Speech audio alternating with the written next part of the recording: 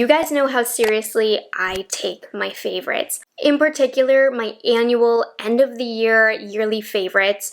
So before I start thinking about 2023, I actually wanted to jump back into my favorites from 2022, and I'm going to share with you, where are they now? Am I still loving them? Am I still using them regularly? Did they fall off? Have they been dethroned? Have I found something better? That's what we're going to be covering today. And it's crazy because I feel like every year that I do this video, the products, they still feel very relevant.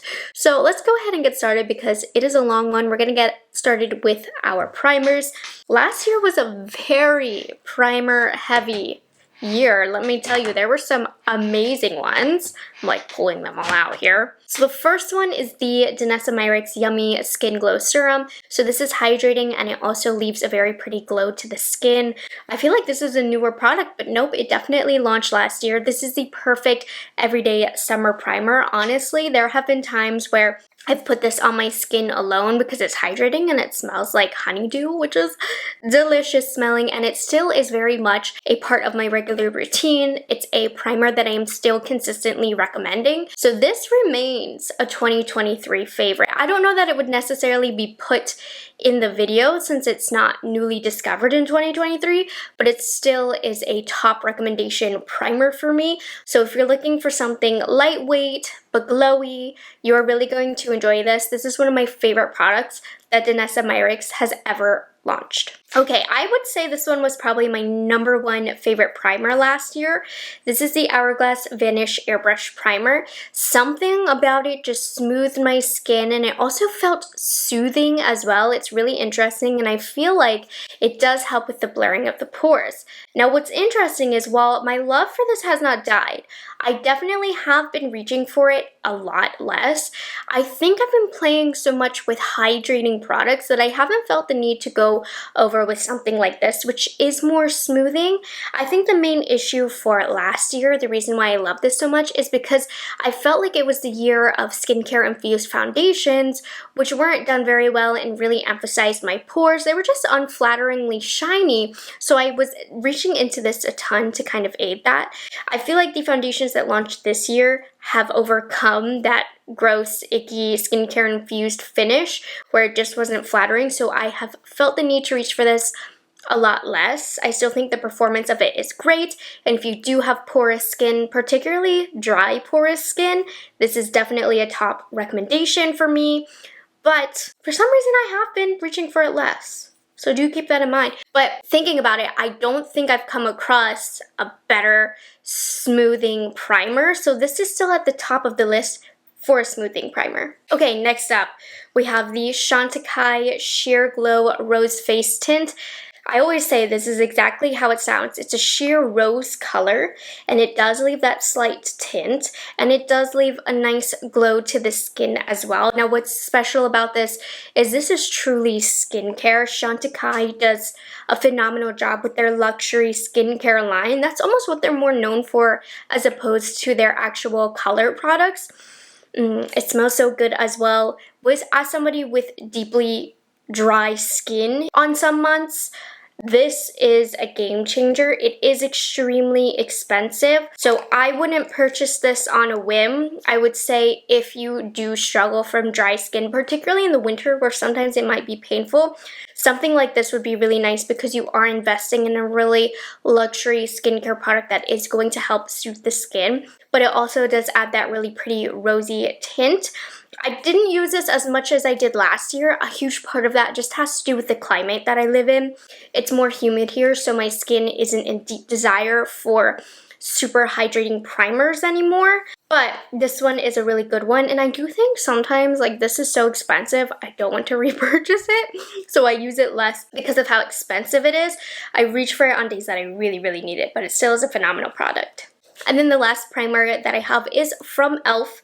This is the Halo Glow Liquid Filter. In particular, the shade #1 was my favorite.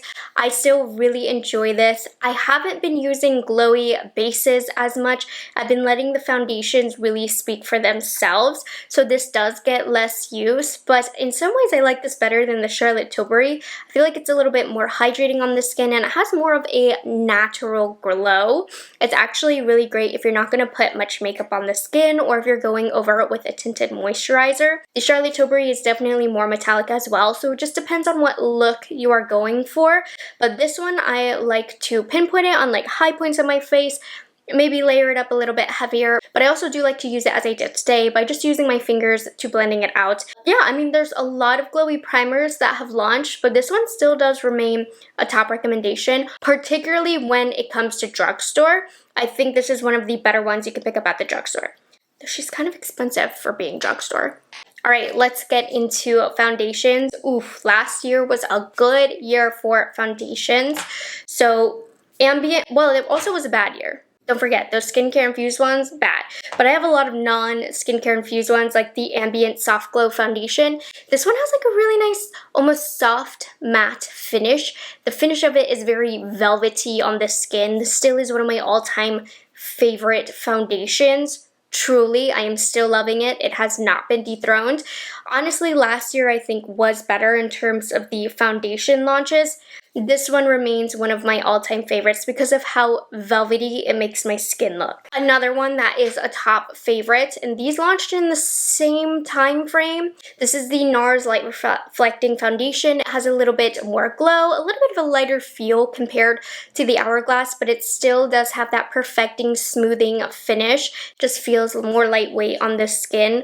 I really love both. I would say if I want something a little bit more full coverage, a little bit more long wearing, I'd go for the Hourglass.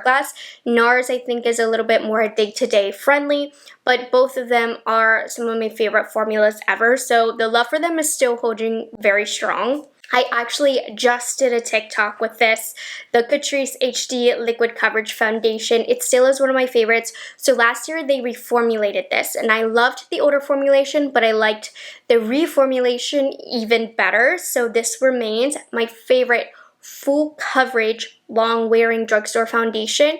It's really difficult for the drugstore, I think, to master a good full coverage foundation, but I really do feel like they did a great job with this. They improved the formula, and yeah, if you're looking for an affordable full coverage foundation, this one's the best option. Still, have not dethroned. That one is still the best. Okay, so this one I'm like hesitant to put in this video because mine looks different than everybody else's, but whatever this formula is, I love it. This is the L'Oreal Age Perfect Tinted Balm. This is everything that I wanted the Jones Road to be. It doesn't get gooky, it doesn't separate, and it does add a really nice light layer. Now, I wasn't reaching for it as often because I feel like, I don't want to say this has been dethroned because this is the best pot tinted balm that I've used still to this day, but a lot of really nice skin tints and tinted moisturizers launched in 2023, so I am not using this as often, but it still is the best tinted balm, especially at this drugstore price point. But even drugstore high-end, this one is still the best. Okay, so this one is really where my job comes into play. I fell in love with the Luxury Cream Foundation. I feel like the coverage is really customizable. The finish was skin-like, but still very smoothing and perfecting. Now, I didn't use this that much because, I mean, Wayne Goss actually just recently did a whole video explaining why, but this hasn't restocked pretty much since its launch. So with this being my job, I haven't reached for this because I can't recommend it because you guys couldn't get your hands on it. So this was not worn as much in 2023, but that just has to do with the fact that this was not restocked and you guys wouldn't have been able to get it, but it still is an amazing foundation. It is definitely one of the best cream foundations and I can't wait for it to be restocked. Now, 2022 was the worst year for concealer launches. The single only concealer that I liked in 2022 was this Milk Makeup Future Fluid Concealer. It's beautiful. It's a medium to full coverage. It has that skin-like finish that I like. It's hydrating. Well, maybe not hydrating, but it's definitely not drying on the under eyes. It has a really creamy, smooth appearance, and you can put it anywhere on the face. It still is a very nice concealer. However, in 2023, I would say the second half, they launched so many good concealers that are competitive with this one. So I'm going to say that this one's been dethroned by some better concealers that launched in 2023. But up until halfway through 2023, this was still the concealer. And it was most definitely the best concealer of 2022. But there's some more competition now. I still really like this powder, but I do fear that we'll not be able to get our hands on it very soon. This is the Jaclyn Cosmetics collaboration with her mom. So it's Jaclyn x Robin, and it's the Powder Move Loose Setting Powder in Sheer Light. So this is a little bit more robust. There's some heft in this formula, which I feel like really packs it in and makes the skin look really smooth. So I love how blurring this is. I will miss it if it does have, right? Is the business done? I don't know. Anyways, I really like this powder randomly. It was the best powder that I tried in 2022, and it still remains a favorite. But I will say, I've tried a couple really good powders this year to where I won't cry if we can no longer get our hands on this. So I would say this has been dethroned, but I still really like it. It's still very good. I have a couple of cream bronzers here, both of which still so good. So first one is the Rare Beauty bronzer stick in Happy Soul. This really does blend itself. The particular shade Happy Soul is just the perfect kind of not too warm, not too cool color. It's extremely malleable. I love this just as much as the day that I reviewed it, so it still is one of my all-time favorite, one of my most recommended bronzer sticks because of how malleable and blendable, creamy it is. It really is very easy for a makeup beginner, somebody who's rushing out the door, doesn't want to work too hard on blending out that cream product. This is still a top recommendation from me, so she's still going strong. I kind of do still feel the same way also about the Say Sunmelt Natural Cream Bronzer. Now, I do think the market for bronzers like this are a little bit more competitive. Like, I think Rare Beauty is one of the best sticks, and I do think that this is one of the best cream bronzers, but there's a little bit more competition of cream bronzers in this pot form that I do like. I think I like the Rare Beauty better than the Say. I definitely use the Rare Beauty more than I used the Say this year, but I still got some good use out of this. So I don't want to say it's been dethroned, because it hasn't, but there definitely is more competition. But I'm still loving this, don't get me wrong. I also rocked and raved about the Rem Beauty cheek and lipsticks, because this is truly one of the only true cheek and lipsticks, meaning they look just as good on the cheeks as they do on the lips. The pigment carries through, it doesn't look dry and crackly on the lips, and I still feel that way. I've come across a couple other really nice lip and cheek sticks this past year, but I still think in terms of pigment, this one is still the best, so it has not been dethroned. However, I didn't use these as much this year as I thought I would, so that is something to keep in mind. But I think just the superiority factor is still there. This is still one of the best cream and lipsticks. Oh, I'm sad about this one. Item Beauty is no longer, but I fell in love last year with the Blushin' Like Cream Blush. So this is odd. While they say it's a cream blush, it really just feels like a super creamy, silky powder. More so silky than creamy. It was such a pretty color too, but you can't get it anymore, so I haven't used it as much, but it is a beautiful formula. Also, last year I was obsessed with the Cosmetics Heaven Glow blushes. I used the shade Magic Hour just for today's video. This is a beautiful shimmery blush. I will say that these, I think, have been dethroned, not to take away from the great quality that these are, but this year was the blush year, like the year of blush. There were so many blushes, so many shimmery blushes, that these Cosmetics ones just gained a lot of competition, and I do think there was more blushes that excited me over these, so these didn't get used as much this year. Same goes for the bronzer from Bare Minerals. I feel like the bronzer was super poppin' last year, but a lot more shimmery blushes came into the world. Even like Bare Minerals, they launched these bronzers, but then they also launched these blush lighters. So I've been using the blush lighters. I do love this Kiss of Copper shade though. It is really pretty, and the shimmer isn't too unflattering, because you know how sometimes shimmery blushes can kind of make the skin look dry and just show fine lines that you really didn't know were there. It still is a beautiful formula, but there's been so many good shimmery blushes that have launched that these just didn't stand out as much as they used to. Still great though.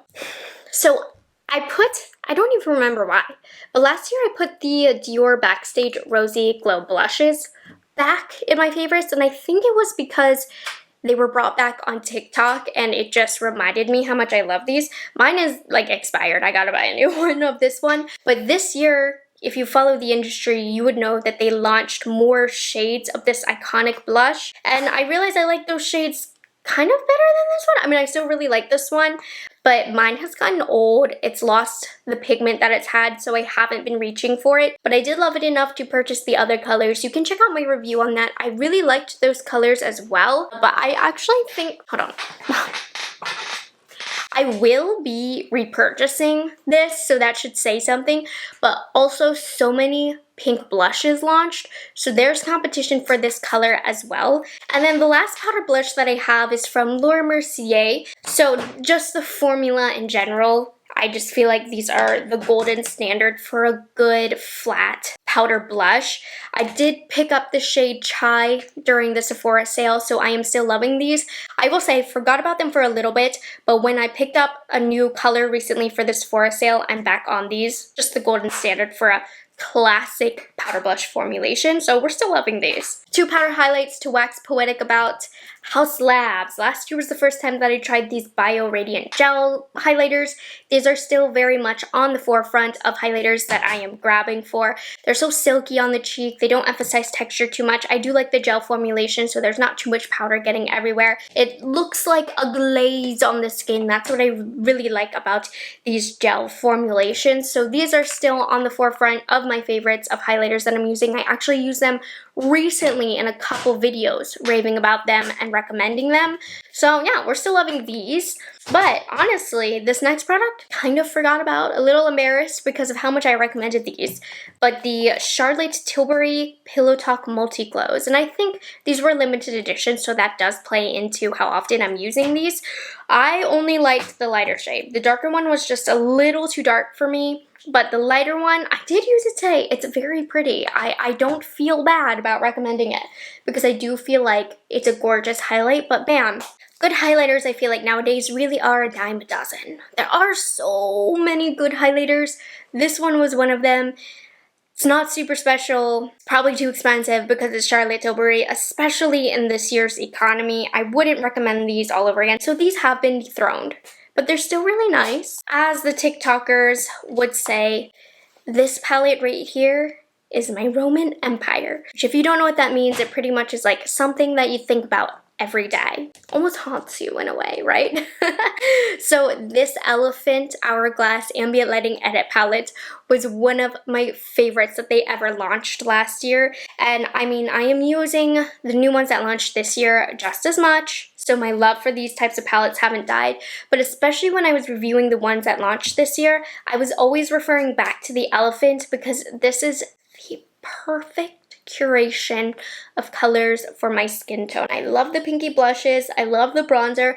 Now, there is one this year that I also love very, very much, almost as much as this one. But this one, like I said, it's my Roman Empire. Every time I feel like I talk about the ones from this year, I'm like, it reminds me of the Elephant. It's almost as much as I love the Elephant. It's almost as good as I love the Elephant. So very relevant still. Still loving this one. I feel like I could never have too many of the Hourglass palettes though because I'm a little crazy about them. So do keep that in mind. Okay, and then the last item that we have for Complexion. Big Complexion year last year. This year as well. You guys will see. But I was loving the Rare Beauty Always an Optimist Mist. I have to say, I think this has been dethroned. There's just a lot of setting mists that I've tried this year. I still think this one is a top runner, and it's a great pickup from the brand, but I haven't been reaching for this one as much this year. I mean, you can see I've used a lot of it. It's really nice because I feel like it does add an instant hydration to the face, so it still is really good, but I've been using a lot of other setting sprays, so this isn't like one of a kind. Okay, let's get into eye products now.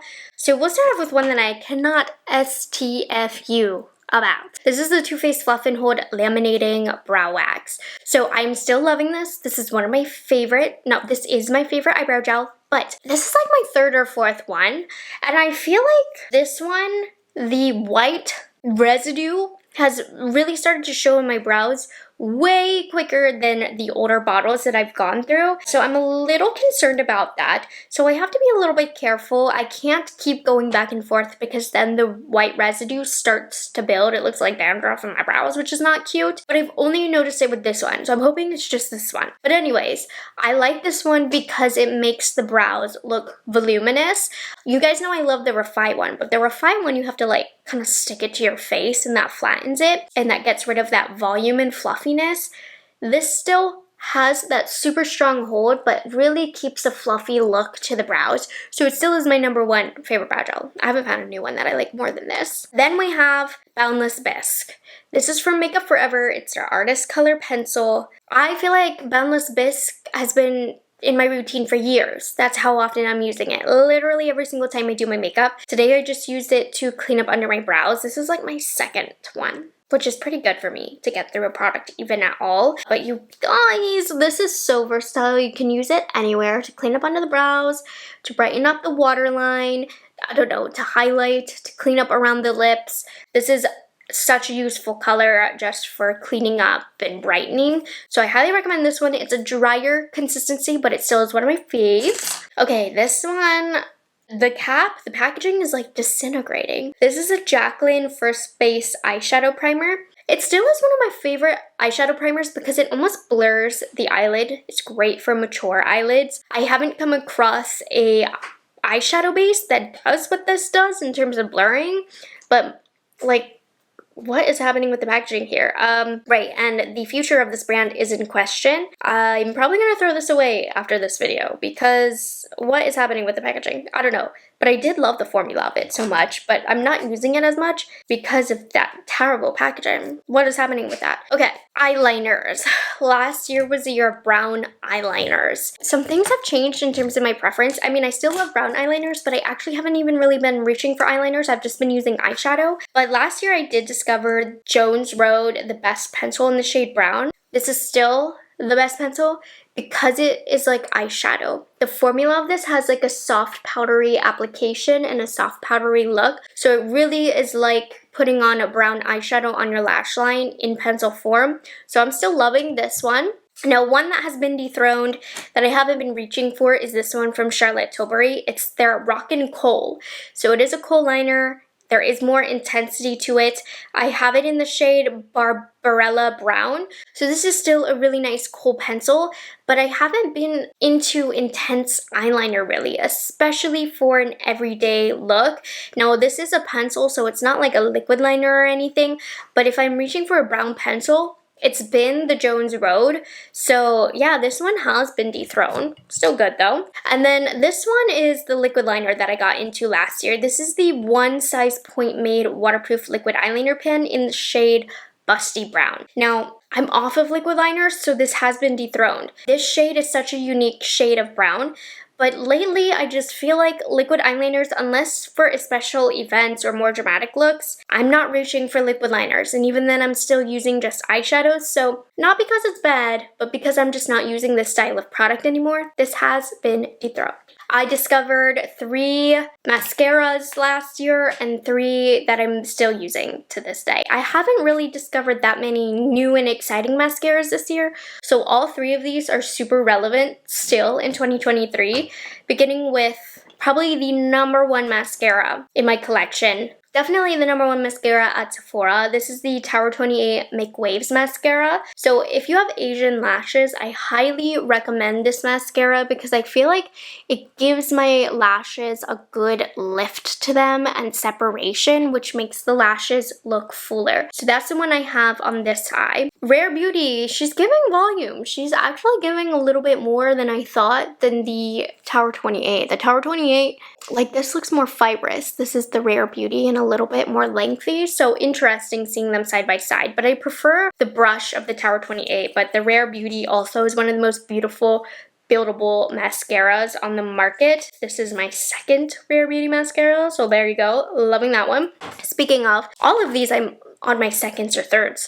So the last mascara that I have is the Patrick Ta, what is it? Major Volume Mascara. So this one is exactly as it sounds. This is my Vavavoom Volume Mascara that I'm still reaching for. I recently opened up a fresh one because I was going to an event and I wanted my lashes to be ba-bang pow, so I reached for this one. So both of these, well, both, all three of these have not been dethroned. They are still amazing. Okay, lip liners.